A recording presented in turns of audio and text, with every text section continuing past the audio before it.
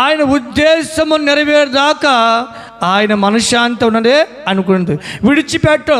మన విషయంలో ఆయనకు ఒక ఉద్దేశం ఉంది, మన విషయంలో ఆయనకు ఒక ప్రణాళిక ఉంది, మన విషయంలో ఆయనకు ఒక ఉద్దేశం, ఒక ప్రణాళిక ఉంది. అది నెరవేర్చేదాకా దేవుడు విడిచిపెట్టడు. ఎవరైనా సరే ప్రభువా నన్ను తీసేసుకో ప్రభువా అంటే దేవునికి బాధ అంట.